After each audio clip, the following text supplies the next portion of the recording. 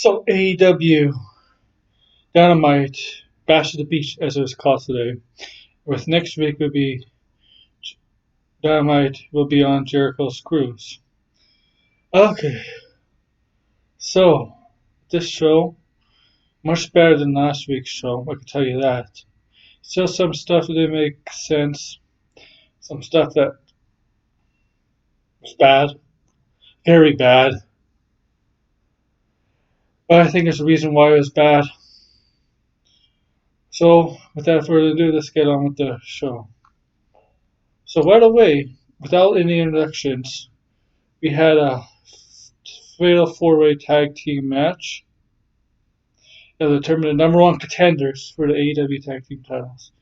And so we have the Young Bucks taking on LAX, taking on Kenny Omega, Adam Page, and best friends Chuck Taylor and Trent. Now this match was a very good match. Half-life action, a lot of great tags. Storytelling with obviously Kenny Omega, Adam Page, and the Young Bucks. They're all friends, all part of the Elite. Well, Adam Page took himself to the Elite, and Adam Page has his problems with alcohol. And the Young Bucks have their issues with LAX, remember, ever since August. Yeah, okay, so as the match is going on, I think Adam Page tagged himself in, tagged one of the Bucks in, where the Bucks were holding Chuck Taylor, so Adam Page tagged himself in. I think Kenny Omega and Adam Page both did a finishing tag team move where Adam Page did his bucks up clothesline where he flips over the turnbuckle, not the turnbuckle, the rope, the clothesline, Chuck Taylor from the front, and Kenny Omega did it from the back. 1, 2, 3. The Young Bucks did not like it. They did not like how Adam Page tagged himself in, and Kenny Omega, friends with all three of them, try to smooth things over, try to reason with them. Okay, nothing relevant happened, but this is more storytelling between Adam Page and Kenny Omega, which later tonight continues. So they are the number one contenders for the AEW tag team titles. They'll face SCU for those titles. After that, we got a backstage segment with Joey Janela talking about his ex, Penelope Ford, the bad girl, at one point. The bad promo, talking about her and her current boyfriend in real life, Kip Sabian. And I believe Joey Janela says he's going to have a match with Ray Phoenix next week on AEW Dynamite. Okay, then we have Cody Rhodes coming out to cut his promo.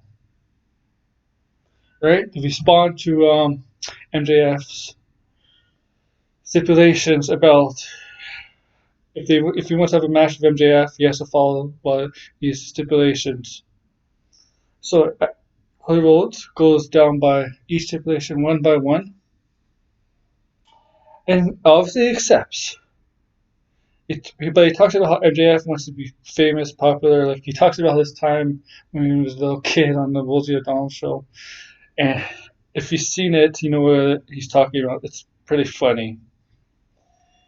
Yeah, it's pretty funny. You should check it out. Just go on YouTube and check MJF Rosie O'Donnell, and it'll be the first thing there. After that, we have a tag team match. The Nightmare Collective, Mel, and Brandi Rhodes taking in place of Osman Kong, who apparently is under the weather, so she can't compete. Accompanied by Luther, taking on Chris Statler and Shida. So, I don't know if this was planned. I think it was planned, but I heard some people say that Luther should not have been in Shida's view when she was walking down this ramp in front of the camera. But I think it was just to get her distracted. It was to get her distracted, so that Mel and Brandi Rhodes could double team Chris Statlander before the match started. So she'd obviously hit Luther with her candlestick, got in the ring. The match started. This match sucked. Like Brandi Rhodes It's not a good wrestler. It's just, be honest there, she's not good. And Christiana should have won. Christiana with an amazing finishing move. It looks like a tombstone, but it's not. I just hope the Nightmare Collective is done. Do you know what the Nightmare Collective needs? Brandon Rose needs to recruit a woman. I don't know if it's Britt Baker, Nyla Rose. Needs somebody of that ilk to join her. To join the Nightmare Collective. Something like that. Yeah, but like some people think Brandon Rose is going to be doing this just to get the women's title on her, and I don't want to see that. Okay. So we got Dark Order vignette, right? And you see on screen that they're recruiting potential members of Dark Order. First, they talk about Michael Nakazawa. Okay, that's Kenny Omega's friend. Then they talk about who's the other guy? Brandon Cutler, who films the Backstage Elite on the YouTube. You see him who films stuff with the Young Bucks. Okay, those guys don't win anything, right? They're mostly jobber or friends with Kenny Omega. And then you see him talk about Adam Page. Now, I don't think a lot of people don't like the Dark Order. They're very boring, but if they could get Adam Page and recruit him, I think this would be good. Because this is how I see it. Adam Page is drinking alcohol, right?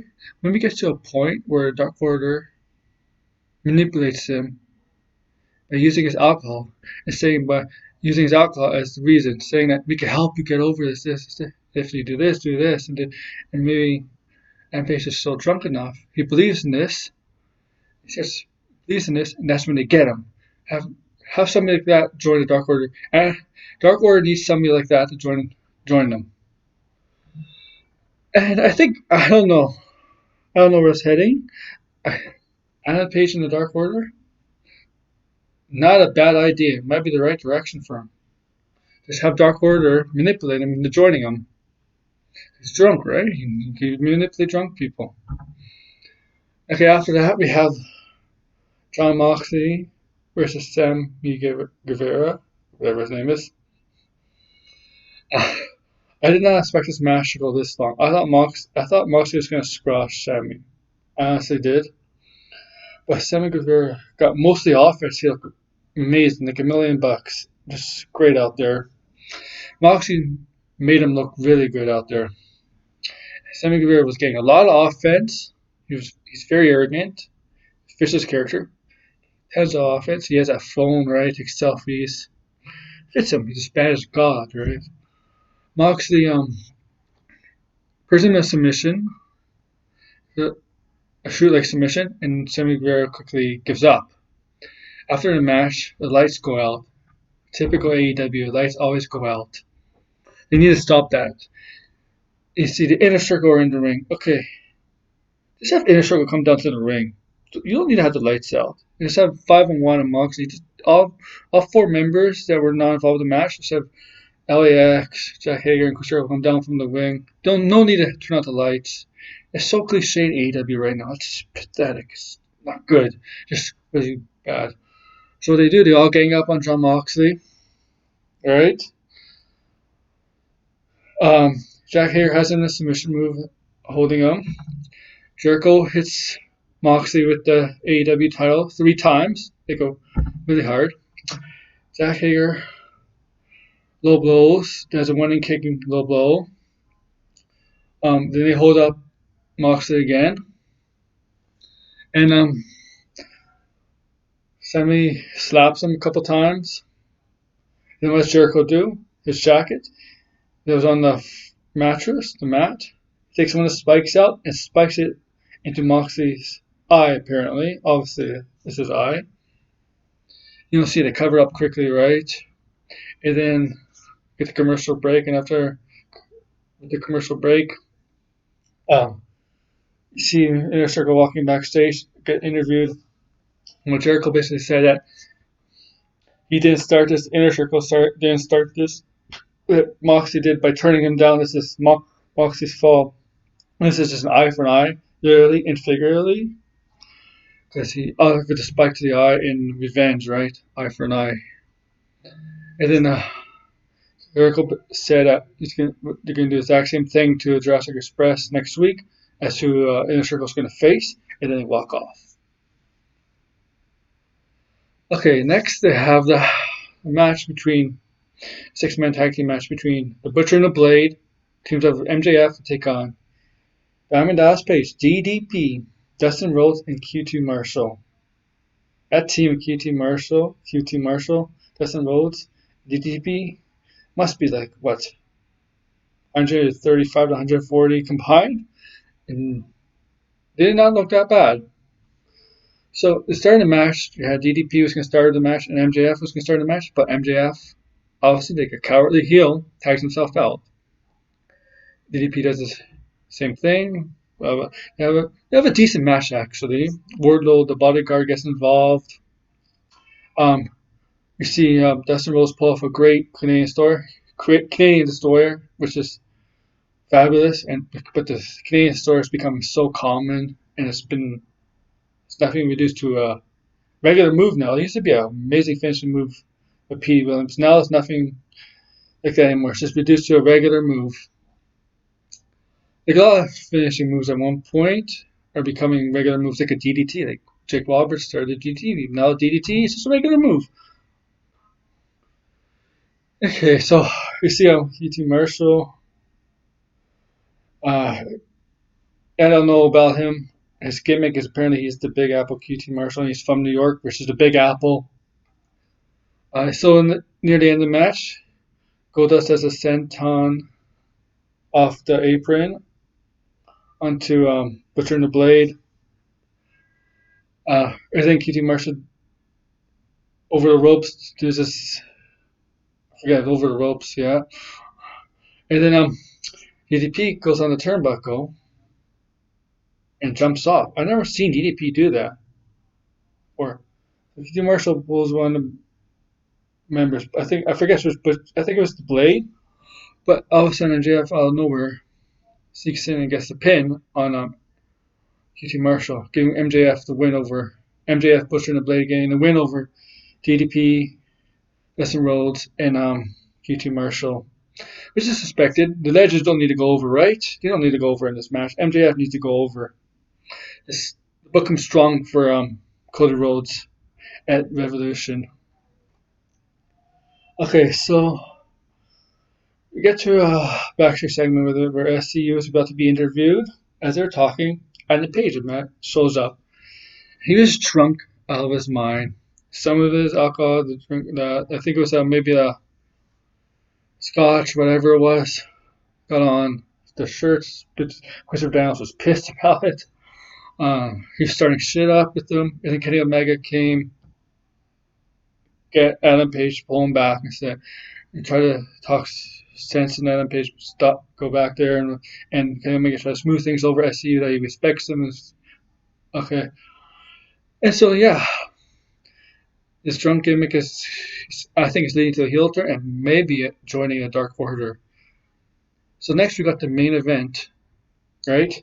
It's Darby Allin versus Pac. The winner faces John Moxley next week, since John Moxley won his match, become the number one contender for Chris Jericho AEW's title. This match is good for the time they had. Darby Allin did his coffin drop off the turnbuckle to outside where Pac was standing.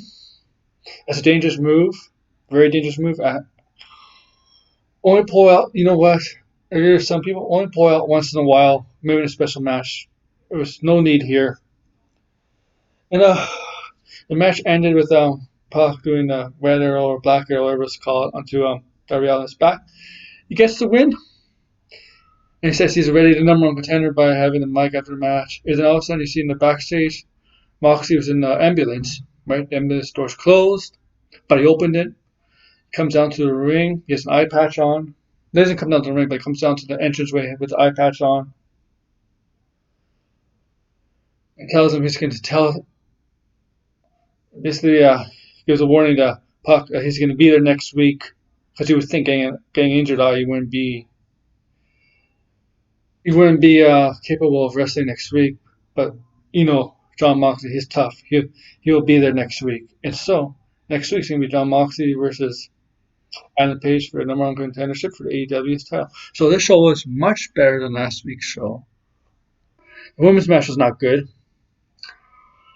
but everything else was okay. Made sense, except for the women's match was not good, as I said. And turning out the lights, so cliche in AEW as since went on Dynamite. Stop it, just stop it. There's no need for it. So that's it for my AEW Dynamite Bash at the Beach review. Like, comment, subscribe, whatever. Have a good night.